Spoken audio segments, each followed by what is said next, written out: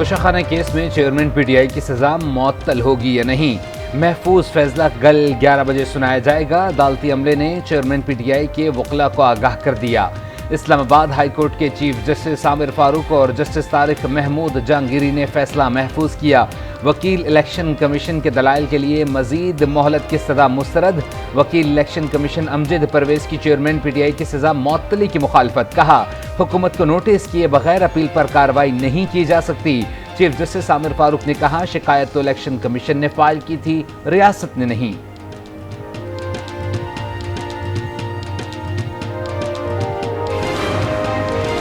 سابق وزیر اعلیٰ پرویز خٹک نے چیئرمین پی ٹی آئی کو ڈکٹیٹر قرار دے دیا، کہا وہ تاحیات بادشاہ بننا چاہتے تھے، ان کے ذہن میں فرعونیت آ گئی تھی۔ پرویز خٹک نے انکشاف کیا کہ چیئرمین پی ٹی آئی نے انہیں صدر پاکستان بنانے کا وعدہ بھی کیا تھا۔ 3.5 سال چیئرمین پی ٹی آئی کے ساتھ وقت ضائع کیا۔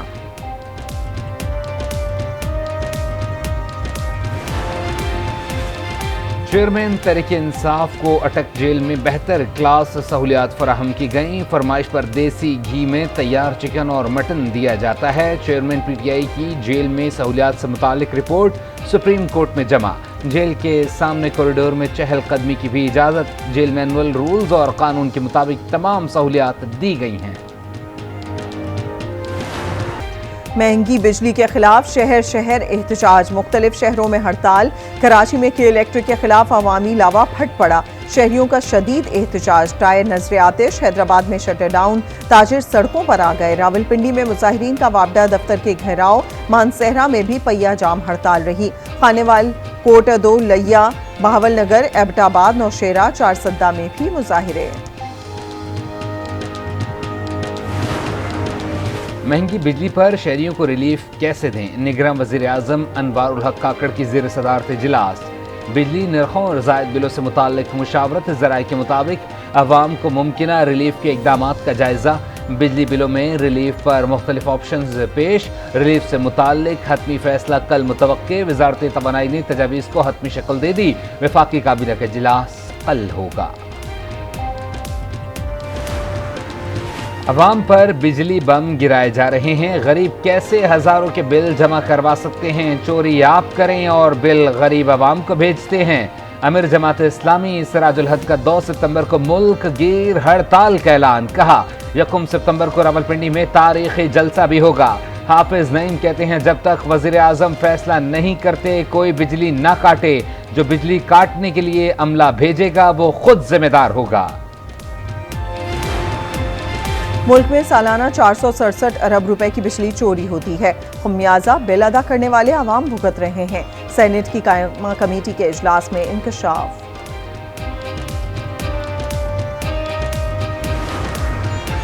لاہور ہائی کورٹ میں بجلی بلوں میں اضافے کے خلاف کیس کی سماعت۔ درخواست گزار کے وکیل نے کہا پی ٹی وی کی فیس بلا جواز ہے، غیر قانونی ٹیکسز اور اوور بلنگ سے عوام پریشان ہیں۔ عدالت نے درخواست نیپرا کو بھجوا دی، شکایات سن کر درخواست پر فیصلہ کرنے کی ہدایت۔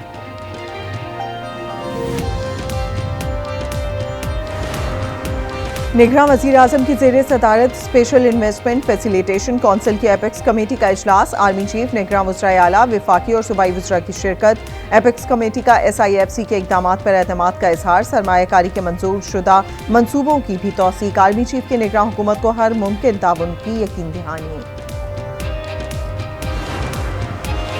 چیف الیکشن کمشنر سے MQM اور جماعت اسلامی کے وفود کی ملاقاتیں، حلقہ بندیوں، انتخابی فہرستوں کی تیاری سمیت دیگر معاملات پر مشاورت۔ متحدہ وفد کے پرانی حلقہ بندیوں پر تحفظات۔ فاروق ستار کہتے ہیں الیکشن میں کوئی غیر ضروری تاخیر نہیں ہونی چاہیے، نئی حلقہ بندیوں کو کم سے کم وقت میں مکمل کیا جائے۔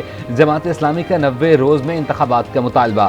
حلقہ بندیوں، نتائج اور ووٹر لسٹوں سے متعلق تجاویز دیں۔ الیکشن کمیشن نے پیپلز پارٹی کو مشاورت کے لیے آج بلا لیا۔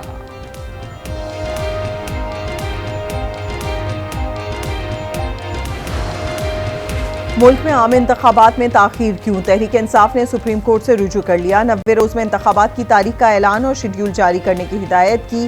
کہا گیا الیکشن کمیشن کو انتخابات کی تاریخ دینے کی اختیار کو غیر آئینی قرار دیا جائے۔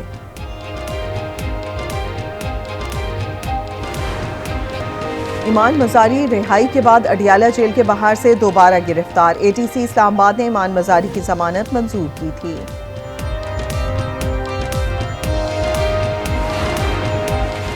سندھ ہائی کورٹ سے سابق صوبائی وزیر مکیش کمار چاولہ کو ریلیف، کرپشن انکوائری کیس میں نیب کو گرفتاری سے روک دیا، مکیش کمار کو نیب سے انکوائری میں مکمل تعاون کرنے کا حکم، سماعت 12 ستمبر تک ملتوی۔